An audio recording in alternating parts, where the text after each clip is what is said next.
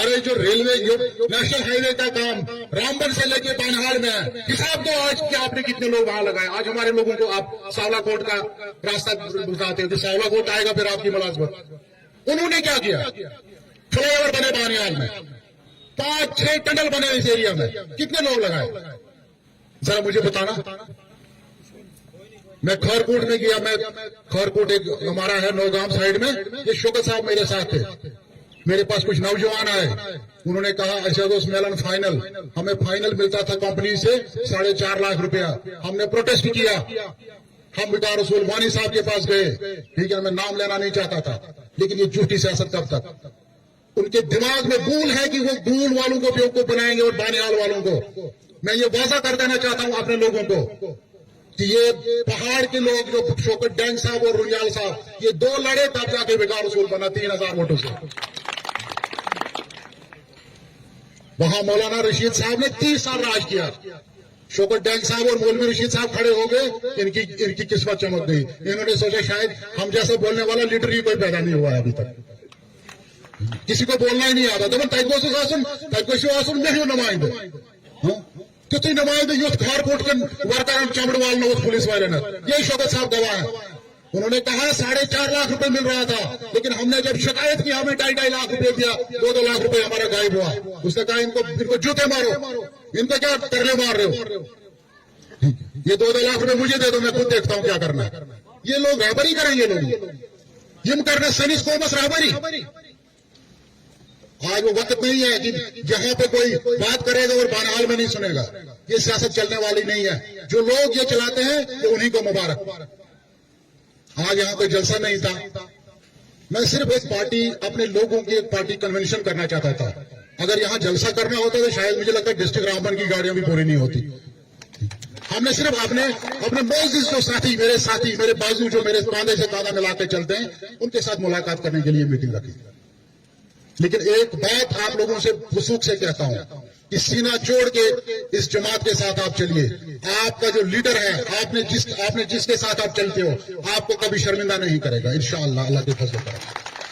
आपको कभी ये शिकायत का मौका नहीं देगा कि इम्तियाज शान ने किसी जगह रिश्वत खाई और आपके बच्चों का या यहाँ के गरीबों का हक वहां पे जाया हो गया। ये कभी आपको शिकायत का मौका नहीं दूंगा, अल्लाह के फजल करम से। मैं अल्लाह से मांगता हूं, कभी कभी डर लगता है मुझे कि मैं क्या करने जा रहा हूं, मैं ये क्या खेल कर रहा हूं। खुदा गवाह है मुझे अगर झूठ बोलूंगा। मैं कभी टाक साहब को बोलता था, रात को एक मैंने इसको कहानी लगाई तो मैंने सुना इसकी आंखों से आंसू आने लगा। मैंने कहा नहीं अब बस करेंगे, अब सोएंगे, इसको क्यों, अब ये लोग रुमाल से पैर बता रहे, ठीक है। हमें अल्लाह का शुक्र करना चाहिए, ठीक है। इम्तियाज शान ने सोचा भी नहीं था कि ये वक्त आएगा कि इम्तियाज शान गूल की आवाम के सामने खड़ा होकर बोलेगा कि नहीं मैं आपके लिए ये कर सकता हूं। हम खुद के लिए कुछ करने के लिए ताकत नहीं रखते थे, आपका क्या करते हैं। ये मेरी अल्लाह की ताकत है जिसने मुझे आप लोगों के सामने खड़ा कर दिया। लेकिन अब मैं इसको कब्र का अजाब नहीं बनाना चाहता। मैं अपने बच्चों के लिए आप लोगों के, आपके इलाके के लोगों के जेब काट के इनके लिए दौलत जमा नहीं करना चाहता। अलबत्ता अपना हक, अपना फर्ज अदा करने के लिए इस मैदान में भी सिबिलिल्लाह मैंने कई बार बताया, मैं सियासत सिर्फ अल्लाह की रजा के लिए और इन लोगों की खिदमत के लिए, क्योंकि खिदमत खलक जो है वो सबसे बड़ी इबादत है। अगर मुझे अल्लाह ने मौका दिया है, मुझे अल्लाह ने ताकत दी है, तो मैं क्यों ना करूं। मुझे ये शौक है।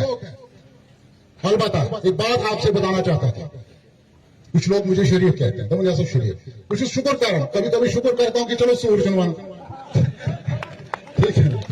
लेकिन ये नहीं बताऊंगा वो मुझे शरीफ क्यों कहते हैं, कि कुछ सोच साथ फल लागा, ठीक है ना। मैं पैंट शर्ट भी लगाता हूं, आपसे छुपाने की जरूरत नहीं है, आपने देखा होगा।